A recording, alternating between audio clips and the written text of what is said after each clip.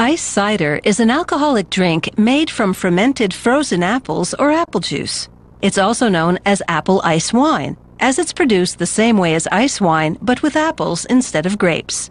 It's typically served with foods such as foie gras, cheese, fruit, and dark chocolate. There's a world of difference between ice cider and regular cider. Regular cider is made from fresh apples, whereas ice cider is made from frozen apples or frozen apple juice.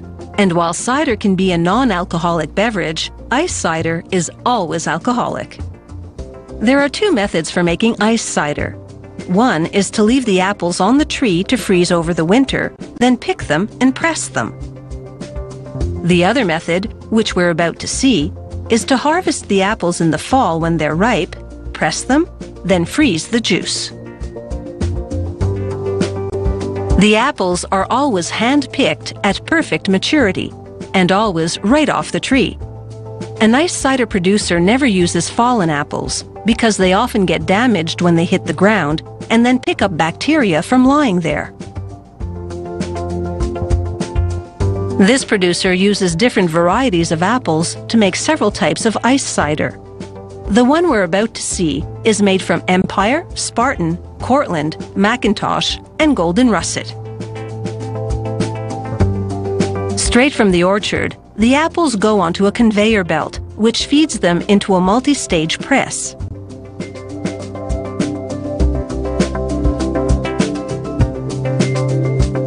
The first part of the press crushes the apples into what's known as pomace.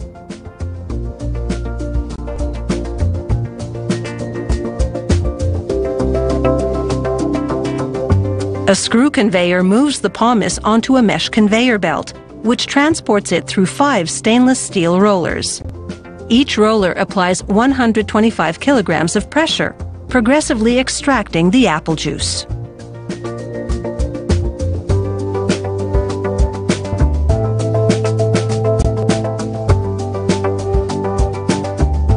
The juice drains down through the mesh conveyor belt to a vat below.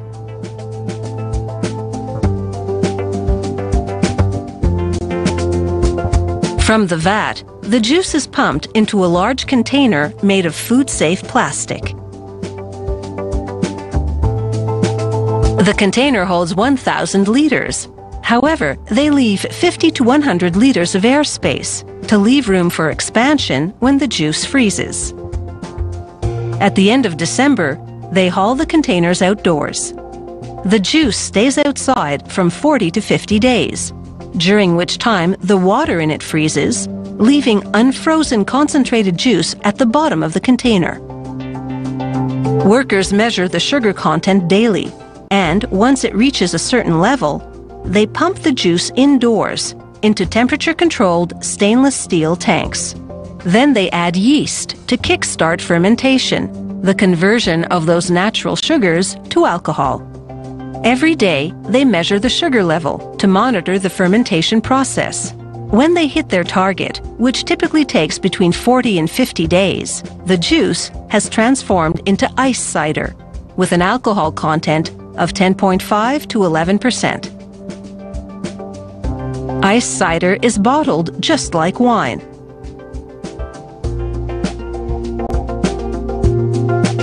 The corking machine automatically pops in a cork as soon as its sensor detects the presence of a bottle.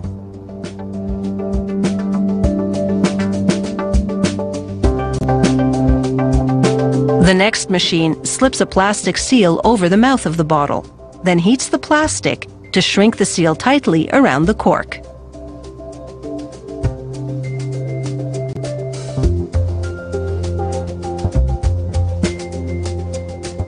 Finally, an automated labeling machine simultaneously applies self-sticking labels to the front and back. It isn't only the apple variety which determines the flavor, it's also the production method. The process we've just seen, called cryoconcentration, produces ice cider with a strong, fruity flavor. The other method, called cryo-extraction, letting apples freeze on the tree, then pressing them, produces ice cider which tastes like baked apples. Water